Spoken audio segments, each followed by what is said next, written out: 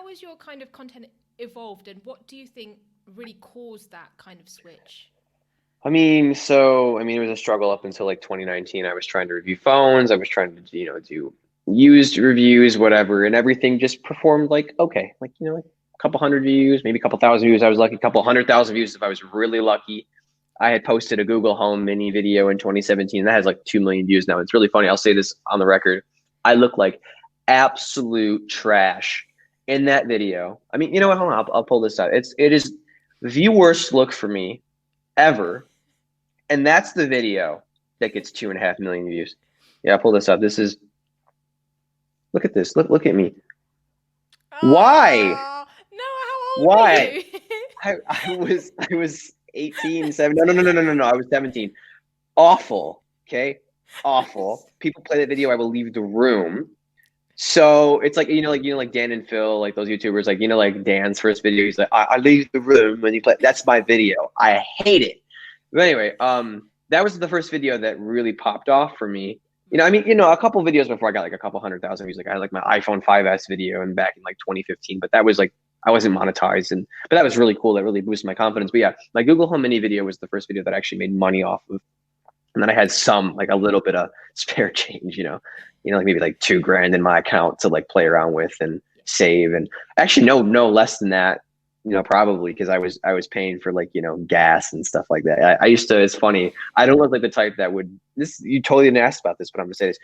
My my dad had a truck at one point, and my sister and I would drive that to school. So yeah, I was like I drive a Prius, but I was driving a Chevy Colorado, and it just drank gas. So I was broke paying for that. But it's a good lesson. Whatever. Just a life lesson. Things cost money.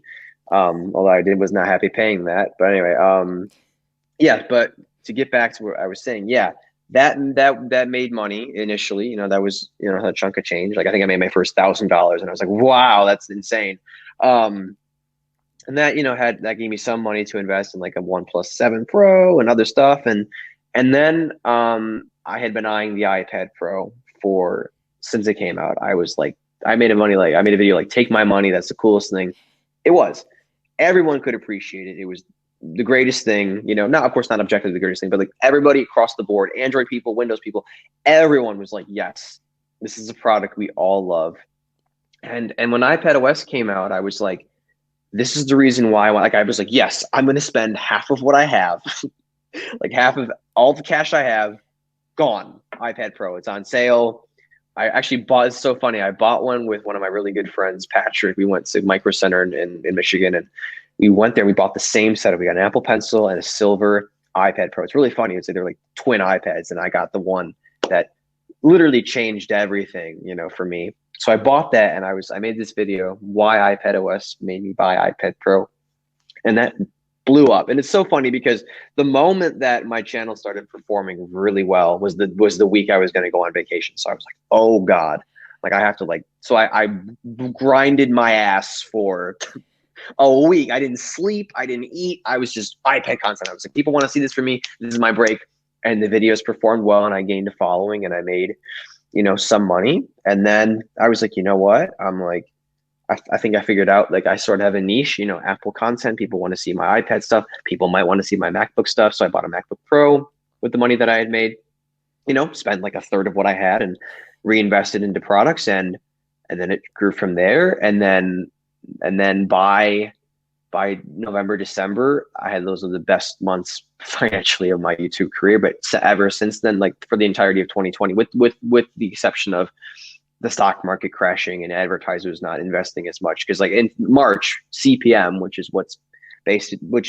makes up your earnings, just went just awful. I went from like $11 to like $6, and I was like, wow. But but whatever. That's just the fact of life. And I had a job, and I'm very fortunate that I could work from home. Obviously some people had nothing; they couldn't make anything. So I shouldn't be complaining. But still, ever since then, financially speaking, which is important because by the way, we have to buy tech, we have to have income coming in. It's been pretty consistent. And then, of course, YouTubers work with sponsors, and that's gotten better, so I can, make revenue off of that as well, or a very substantial portion. So I'm working with AdSense income and sponsorship income. So yeah, it's just been up and up from there. And yeah, so yeah, I would say the turning point where I finally got my break was July something 2019. And since then, I sort of figured out my niche. And even so, now I have to figure out, because things change. Like I posted iPad content the other day or a couple weeks ago. It didn't perform as well. So it's kind of scary, but you have to sort of figure out and experiment and see with what people want. That's always the struggle. It's never easy. Meanwhile, people are like, oh my God, you're doing so great. And I'm like, yeah, but behind the scenes, I'm like stressing about how videos aren't performing well. And for like the past 5 videos, they perform like, 8 to 10 out of 10. And like, I'll send like Isaac a text like, oh my God, like my video. He's like, dude, just calm down, just work. It'll be okay. You did this before. You almost gave up. I almost gave up in June of 2019. I was like, this is not worth my time. Like I just want to just buy tech and just, like maybe this isn't for me. And then I had my break and I was like, okay, now it's the time to really just, just get to it. But yeah, it's a struggle. It's always will be a struggle. You think once you get your break, you're gonna be like, yes, I'm finally made it. No. It's consistently I could always be doing better, or I'm having a bad month or whatever. So, there's always room to improve. But yes, to answer your question, things have went exponentially up and up since 2019, July of 2019. So How close were you to quitting? I mean, yeah.